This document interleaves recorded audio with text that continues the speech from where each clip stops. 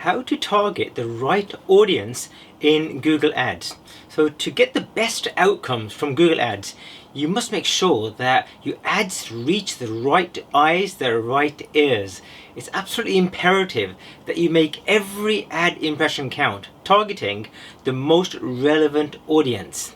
So with Google Ads, it offers you strategies to pinpoint the audience that you wish to target. So here what we're going to do is that we're going to deep dive into the methods that you can use to target your audience and how to utilize them. So we're going to start off with some basic ones, and then we're going to go into options which a lot of people don't usually use and they're not aware of. So I need you to watch this video right to the end. Before I do, my name is Ajay Dhunna. I'm a Google Ads expert. I've been running Google Ads for the best part of 20 years, so I know a thing or two about Google Ads. We've got hundreds of clients that we handle within our own agency based in Birmingham in the UK. What I'd like you to do is that in the link, there'll be in the description, there'll be a link to this book called How to Win Customers with Google Ads. What you can do, you can get your own copy of this book absolutely free. The only thing you need to do is to cover the postage and packaging. It's called How to Win Customers with Google Ads. It'll tell you everything that you need to know to set a profitable Google Ads campaign to help you drive more conversions and more leads flowing into your business. So let's get on with the show. Now I'm going to talk about the ways you can target your ideal audiences. So number one, keyword targeting. And I did say we're going to start with the basic ones, and then we can go into the ones that are less commonly used because people are not taking advantage of them. So keyword targeting, we can choose specific keywords or phrases that relate to your product or services that a user might search for. For example, if you're selling organic teas, then you can target the keyword like organic green tea or maybe herbal tea online. Likewise, if you're a local business, you might be a plumber, so you could target keywords such as local plumber near me, and then Google will show you ads based on that keyword targeting. Point number two, negative keywords. Now we want to make sure that your ads, you've got to prevent your ads from appearing for unrelated searches by marking them as negative keywords. So for example, for your organic tea business, you might want to add plastic tea toys as a negative keyword. So if someone does type in plastic tea toys, then your ads are not going to appear, which means you got a better targeting using your keywords. The third way of targeting your ideal audience is by using demographics. So you can do demographic targeting. So you can reach users based on their personal attributes. If, for example, you've got a product that is a high-end luxury item, then you might want to target an older age group with a higher household income. Now, income you can only target in certain countries, so depending on which country you're in, that option may not be available to you. But what you do have, you can say, hey, if somebody's got more disposable income, then they're more likely to fit into this higher age bracket, so that's what I want to include. And likewise, you can exclude an age range as well. If you think that hey, 18 to 24 year olds more than likely are not going to be able to afford your products or services, you can exclude that, which means that you're now better targeting your ideal audience. The fourth way you can target your ideal audience is by using location targeting. So display your ads to users based on their geographical location. So for example, if you're a London-based restaurant, then you might only wish to target people within London, but you can get a bit more specific than that. You can say, within London, I want to target people who are in Leicester Square, for example, or I want to exclude people within a certain part of London. And it could be radius. You could say that if somebody's outside this particular radius, I want to exclude them because I really want to home in on my ideal audiences. And speaking of locations, what you can also do is you can change the option so that rather than your users having an interest in that location, you can tell Google that I want them to be physically in that location. So only show my ads to people who are physically in that location. It is a hidden option, so what you might want to do is go into the hidden option and make sure that you've ticked that box. It's usually the second option. Now, before I do continue, I hope you've subscribed to this channel, because I spend a lot of time building content, delivering videos just like this for people like you guys, and it'd be great if you can subscribe to this channel, because over 70% of people watch my videos, they consume my content, but they're not subscribing to it. So please do subscribe, and if you have got any comments, put it in the comments area below and I will get back to every single comment.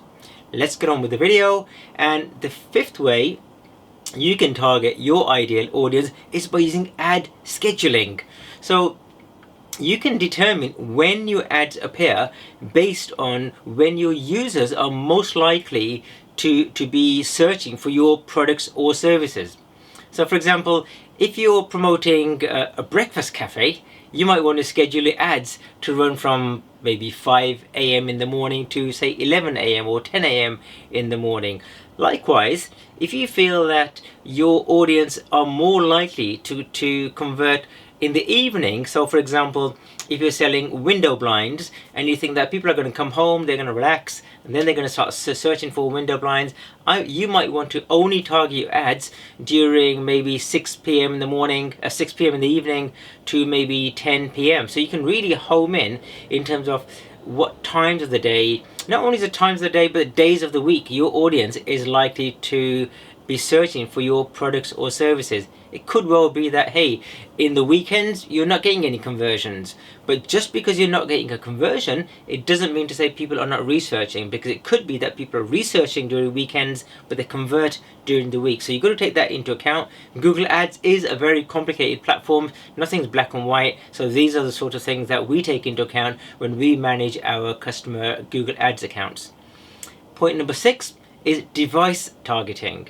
So you can adjust your ads to cater for users on different devices. So for example, if you have a mobile app, you might want to target mobile device users more heavily than desktop users or computer users. So you can adjust your device bids. And another thing that's worthwhile doing is look at your analytics. So as long as you've got enough conversions going on, right? So what you can do is you can say, hey, in the last 30 days or in the last 60 days, most of my conversions are coming from mobile, or they're coming from desktop, or they're coming from tablets.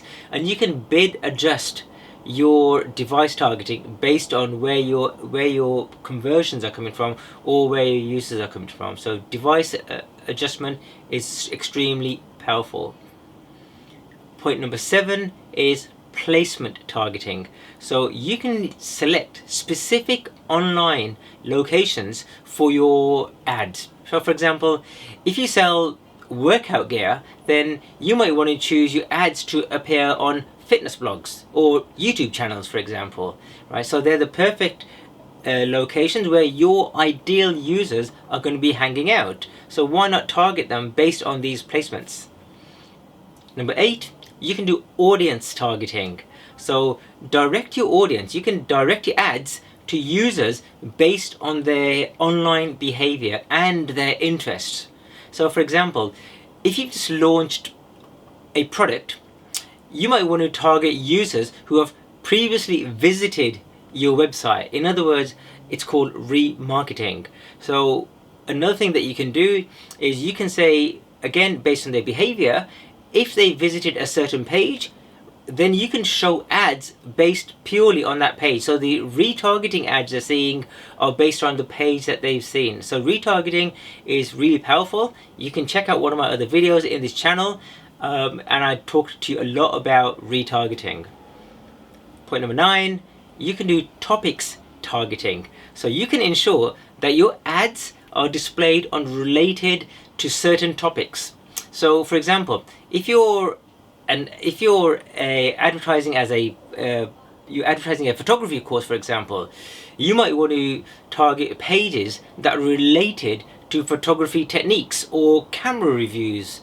So that's because you know that the only people that are going to be looking for photography tips or techniques or camera reviews are going to be photographers. So you can target your ads based on that, so your ads will appear on those types of blogs. Point number 10, you can use exclusion options. So you can determine where you don't want your ads to be shown. So for example, if you're promoting a vegan product, you might want to exclude it from appearing on sites which promote meat or hunting, for example. So that's about it for now, guys. I'd like you to hit the subscribe button, hit the like button, and remember, do get a copy of my book. It's called How to Win Customers with Google Ads, and it's so super powerful because it will tell you everything that you need to know about how to create profitable Google Ads campaigns. Take care, guys, and I look forward to seeing you on another video. Goodbye for now.